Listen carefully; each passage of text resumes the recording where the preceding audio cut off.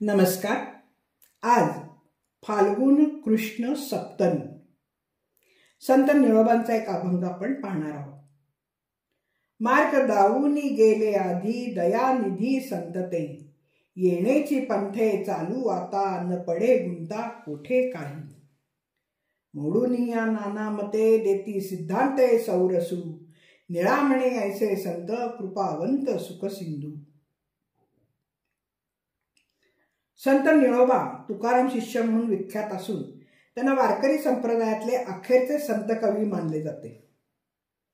त्यांच्या स्वप्नात येऊन तुकारामांनी त्यांना अनुग्रह दिलेला आहे.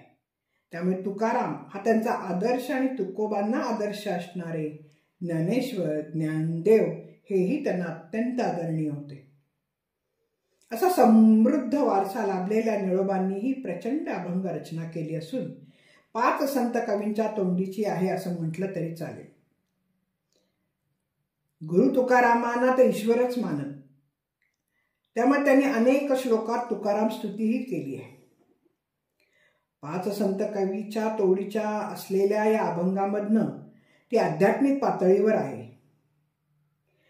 निळोबांना चांगदेवाविषयी देखील विलक्षण आकर्षण वाटे, त्यामुळे त्यांनी त्यांचे चरित्रही काव्यबद्ध केले. त्यातून त्यांनी ज्ञाननिष्ठा प्रकट झाली आहेच, पण शिवाय चांगदेवांच्या चरित्राला ज्ञानेश्वरांचा परिसस्पर्शाने आलेले थोरपण त्यांना महत्वाचे वाटते. ज्ञानेश्वरांच्या बरोबर त्यांचे गुरु निवृत्तीनाथ, सोपान, मुक्ताई यांच्या व्यक्तिमत्वाची तेजस्विता निळोबा प्रकट करतात. चांगदेवांचा अहंकार विरून जातो आणि त्यांच्या शरण्य वृत्तीमुळे ते मुक्ताबाईंसारख्या अल्पवयीन मुलीपुढे नम्र होतात. हा भाग निळोबांना फार प्रभावित करतो. म्हणूनच अन्य कोणीही स्पर्शिलेले नसलेले चांगदेव चरित्र ते लिहितात आणि त्यांच्याकडूनही मार्गदर्शन घेतात. देव आणि संत एकच मानणारे निळोबा सच्चिदानंद ब्रह्मस्वरूपास पावलेल्या ज्ञानेश्वर नामदेवांना आदर्श मानतात. ज्ञानदेव चरित्रात त्याने विठ्ठलपंतांच्या आध्यात्मिक वृत्तीविषयी, त्यांच्या विरक्तपणाविषयी देखील लिहिले आहे. तुकाराम तर त्यांचे गुरुच. या सर्व काव्याच्या अनुषंगाने निळोबांना संतांच्या विषयी कमालीचे आकर्षण होते. त्यामुळे ते संतांच्या मार्गदर्शनाचा नेहमीच विचार करीत असत. संत आत्मबोध करीत तेव्हा अधिकारी होऊन तो ग्रहण केला पाहिजे असे निळोबांना वाटत असे. तुकारामांनी त्या स्वप्नात येऊन मस्तकी वरदहस्तच ठेवला होता, अनुग्रह दिला. त्यांचे मनोरथ पूर्ण झाले. निळा पावन केल्याचा आनंद त्यांनी व्यक्त केला. त्यामुळे तुकाराम व त्यांच्या पूर्वीच्या ज्ञानेश्वर, नामदेव आदी संतांनी दाखवलेला मार्ग हा भक्तीचा होता. दयानिधी संतांनी त्यांना तो मार्ग दाखवला, म्हणूनच ते वाटचाल करीत राहिले. संतांचा भक्ती मार्ग स्नान, संध्या, यज्ञ, याग, तीर्थयात्रा या लौकिक समजुतीचा मार्ग नव्हता. त्यांची भक्ती आत्मज्ञान आणि मोक्ष ज्याने मिळतो ती ईश्वर प्रणिधान होती. संतांनी हाच अनुभव निळोबांच्या पर्यंत पोचवला होता.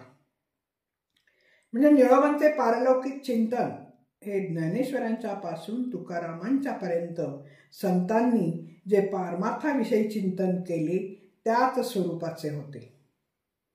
इतर संतांनी समाजात रूढ कर्मकांडे जो धुमाकूळ घालीत होती ते मोडून काढले. जप, तप, यज्ञ, याग, स्नान, संध्या, व्रतवैकल्ये, शुष्क चर्चा यांच्या फंदात न पडता शुद्ध आचार, नाम संकीर्तन, पंढरीच्या विठ्ठलाची वारी हा सुलभ मार्ग ज्ञानेश्वरांच्या पासून तुकारामांच्या पर्यंत सर्व संतांनी अवलंबला होता. निळोबा त्या कृपावंत सुखसिंधू संतांच्या मार्गाने जाणे सोयीचे म्हणतात आणि त्याचप्रमाणे भक्तीचा मार्गही स्वीकारतात. भक्तीचे मूळ पीठ असलेल्या पंढरीला आणि पंढरीनाथालाच आपले सार सर्वस्व मानतात. त्यांची दयानिधी संतांच्यामुळे ही विठ्ठल भक्ती अंकुरली, सर्वत्र पसरलेली अनुभवली. मग त्यांच्या मार्गाने जाणे इष्ट नव्हे का? विठ्ठल भक्ती ही निळोबांच्या मनामध्ये खूप रुजली आणि हा सगळा समजूतदारपणा निळोबांनी दाखवलेला दिसतो. तुकाराम महाराज म्हणतात, ब्रह्मरस गोडी तयासी फावली, वासना निमाली सकळी ज्यांच्या. धन्यवाद. मी सौभाग्यवती पल्लवी कुलकर्णी. नमस्कार.